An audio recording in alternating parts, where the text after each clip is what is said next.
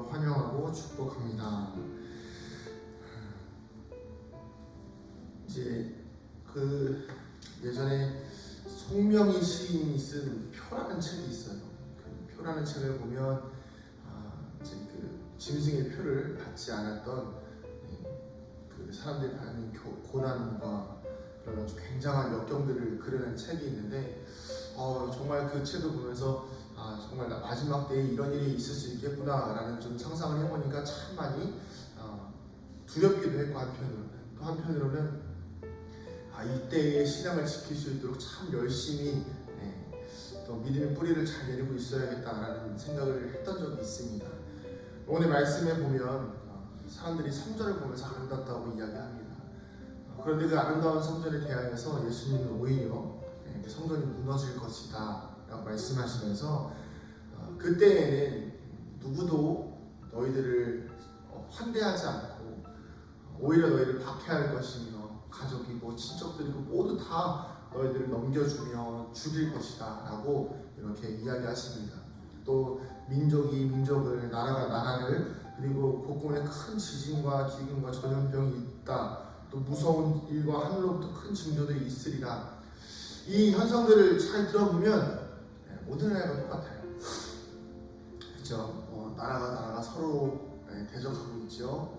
그리고 지진도 일어나죠. 가까운 나라에서는 또 얼마 전에 지진이 일어났고, 기근도 아프리카 전역에서 일어나고 있고, 전염병은 지금 전 세계적으로 퍼지고 있죠. 무서운 일과 하늘로부터 큰 징조들이요, 오늘 하루 이틀 거르지 않고 지금 1년째 계속 나타나고 있잖아요. 그렇다고 해서 제가 당장 내일 주님 오신다 이렇게 확신할 수는 없지만, 예수님께서 오실 때가 가까워 온 것만은 우리가 때를 통하여서 알 수가 있는 것입니다. 자, 그런데 그 전에 한 가지 더 현상이 있는데 무엇이냐면, 이 모든 일 전에 내 이름으로 말미암아 너희에게 손을 내어 박해하며 회당과 옥에 넘겨주며 임금들과 집권자들 앞에 끌려갈 것이라 라고 이야기합니다. 자, 그런데 우리에게 예수님께서 말씀하신 것은 환난은 우리에게 있다는 것이 분명해요. 자, 그렇다면 예수님께서는 우리가 그냥 그저 환난을 당하기만 하기를 원하고 계셨을까요? 아니라는 것입니다. 자, 오늘 말씀에는 환난을 당하는 것도 있겠지만 그 환난을 당할 때에 우리가 어떤 자세로 그 환난을 맞이해야 하는지 예수님께서는 말씀하고 계십니다. 13절에 뭐라고 나와 있을까요? 같이 한번 읽어볼까요? 시작. 이 일이 도리어 너희에게 증거가 되리라. 먼저 첫 번째 환난은 우리에게 증거가 됩니다. 어떤 증거이죠? 바로 주님께서 오실 때가 되었다라는 증거입니다. 우리는 인생을 살면서 고난당하지 않기를 소망하죠. 그러나 오늘 말씀에서 보면 나오는 모든 현상들은 사실 고난으로 표현이 될 수가 있습니다. 즉 우리에게 있어서 고난은 그저 인생을 힘들게 하는 것이 아니라 환난과 박해와 핍박이 온다는 것은, 즉 예수님이 오실 때가 가까워졌다는 것입니다. 그러기에 오늘도 우리는 소망을 품어야 합니다.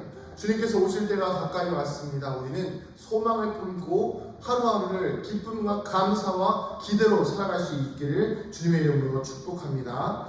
두 번째 한번 읽어볼까요?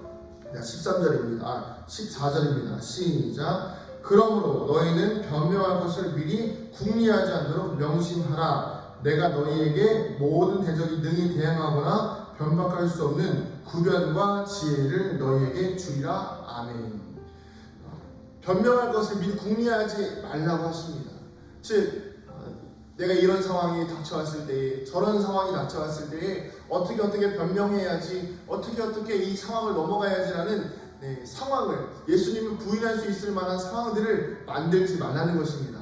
성경에 뭐라고 나와 있습니까? 능히 대적이 대항하거나 변박할 수 없는 구변과 지혜를 너희에게 주리라. 예수님께서, 성령께서 우리가 피할 수 있는 모든 상황들을 허락하신다고 말씀하십니다. 성경에 보면 수많은 상황들이 그렇게 나와 있죠. 특별히 초대교회의 사도들을 보면 그렇습니다. 스데반이 변명할 수 없는 증거들을 이야기하자 결국에 사람들이 할 수 있는 것이 무엇입니까? 하나님의 지혜로 안 되니까 그냥 돌을 던져서 죽이는 거예요. 그리고 바울도 마찬가지죠. 옥에 갇혔을 때나 어느 곳에서든지 사람들과 변론하자고 할 때에 그들이 하는 변론으로부터 바울이 잘 대답하니까 결국에는 바울을 옥에 가두어 버리는 것입니다. 베드로도 그렇습니다. 그 무식쟁이 베드로 어부가 말을 할 줄 어떻게 말할 줄 알았겠습니까? 근데 그 베드로에게 성령께서 지혜를 주시니까 많은 사람들이 예수님을 믿고 돌아오게 되더라는 것입니다. 이 구별과 지혜는 예수님께서, 성령께서 우리에게 주시는 것입니다. 그러기에 우리는 상황 가운데서 내가 예수님 믿는데 사람들이 나에게 왜 예수를 믿냐고 물어보면 어떡하지? 이렇게 궁리하면 변박할 필요가 없습니다. 미리미리 준비할 필요 없습니다. 기도하면서 내 안에 성령이 충만하면 언제든지 지혜로 그 상황들을 이겨낼 수 있다는 것입니다. 사랑하는 성도님들, 우리에게 환난이 닥쳐올 때에 더 기도하시기를 소망합니다. 기도할 때에 구변과 지혜가 주어질 줄로 믿습니다.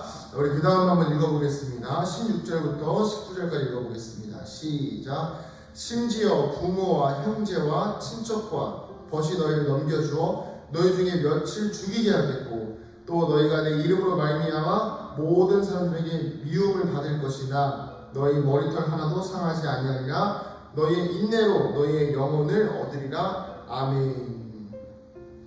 이 환난을 통해서 주시는 예수님의 메시지 또 하나가 무엇이냐면 바로 인내하라는 것입니다. 우리에게 소망이 있으면 인내할 수 있겠죠. 자, 여러분 제가 한번 이런 말씀 드려볼게요.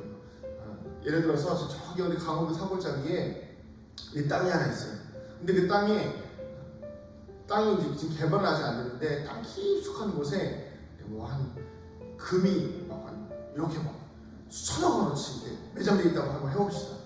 자, 근데 그 땅을 내 힘으로 팔 수가 없는 거예요. 그런데 개발한다는 소식이 들리기 시작하는 거예요. 자, 그러면 여러분 그 땅이 개발될 때까지 기다린다? 아니면 지금 당장 팔아버린다? 기다리겠죠. 왜 기다릴까요? 소망이 있으니까요. 땅에 금이 있는 거 아니까요. 기다리는 거예요. 자, 여러분, 우리가 이 땅에서 죽으면요 천국에 대한 소망이 있어요. 그러면 이 땅 가운데서 살아갈 때 심지어 가족들도 나를 배신한다고 해요. 가족들마저도 나를 죽이려고 한다고 합니다. 얼마나 큰 배신감일까요? 내 아내가 나를, 내 자식이 나를 얼마나 큰 배신감과 두려움이 쌓일까요? 그리고 모든 사람들에게 미움을 받는다고 합니다. 한두 사람에게 미움을 받는 것도 아니라 수많은 사람들에게 미움을 받는다고 해요. 누구 때문에? 예수님 때문에. 자, 그런데 우리가 이렇게 육신으로 볼 때는 사람들에게 미움당하고 가족들에게마저도 배신당할 수 있지만 말씀에 뭐라고 나와 있습니까? 머리털 하나도 상하지 않으리라.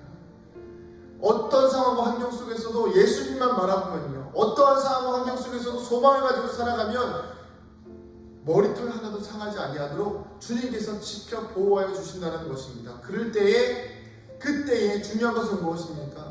머리털 하나도 상하지 아니할 만큼 지켜주시지만 그럼에도 불구하고 인내심을 가지고 기다리지 않으면 우리가 천국의 소망을 얻을 수 없다는 것입니다. 말씀을 정리하겠습니다.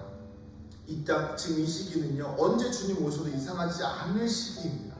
언제 주님이 오셔도 그냥 주님 이 말세에 주님 오셨군요라고 이야기할 수 있을 만큼 전 세계가 다 기근과 지진과 또 여러 가지 현상들로 인해서 주님이 오실 때를 기다리고 있는 것 같아요. 그런데 그때에 우리가 이 모든 현상들이 증거가 되려면 주님, 저희가 이것을 보면서 주님이 오실 때가 된 것 같아서 저희가 준비하고 있었습니다라고 증거를 삼으려면 우리에게 무엇이 필요할까요?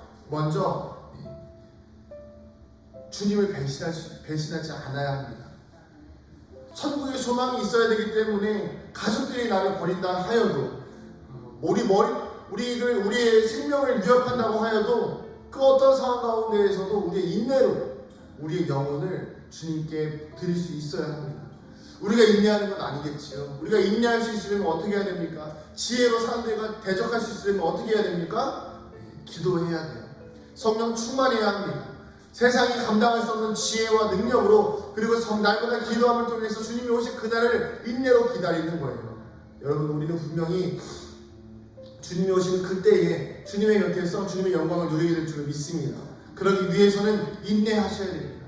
지금 당장 삶이 어렵다고요, 물질이 어렵다고요, 세상 앞에 구걸하지 않기를 소망합니다. 너 이렇게 나한테 구걸하면 내가 너한테 돈을 줄 테니 예수를 믿지 말아라. 이런 상황 나중에 분명히 옵니다.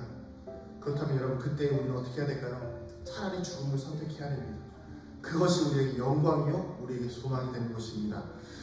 이 어려운 시기, 언제 주님 오셔도 이상하지 않을 이 시기에 정말 성도의 믿음 잘 지켜서 우리의 인내로 우리의 영혼을 얻는, 우리의 인내로 주님을 만나게 되어지는, 환난과 기근과 핍박이 우리에게 증거가 되어지는 믿음의 성도들 되시기를 주님의 이름으로 축복합니다. 기도하시겠습니다. 하나님, 언제 주님 오셔도 이상하지 않은 이 시기에 우리의 믿음을 더 굳건히 지킬 수 있도록 우리에게 인내를 허락하여 주시옵소서. 곳곳에 기근과 핍박과 지진이 일어나며 하나님 세상에 말세가 다가오고 있음을 알고 있습니다. 우리가 무지하여져서 이것을 증거로 인식하지 못하는 것이 아니라 언제 주님 오실지 모른다는 경각심을 가지고 날마다 깨어 기도하는 우리가 되게 하여 주시옵소서. 파수꾼과 같이 이 교회를 지키게 하여 주시고 우리의 가정을 지키게 하여 주시고 우리의 영혼을 지키게 하여 주시옵소서. 날마다 성령께서 동행하여 주시어서 우리 안에 새로운 생명과 새로운 능력으로 살아가게 하여 주시옵소서. 감사드리며 사랑이 많으신 예수님의 이름으로 기도드립니다. 아멘.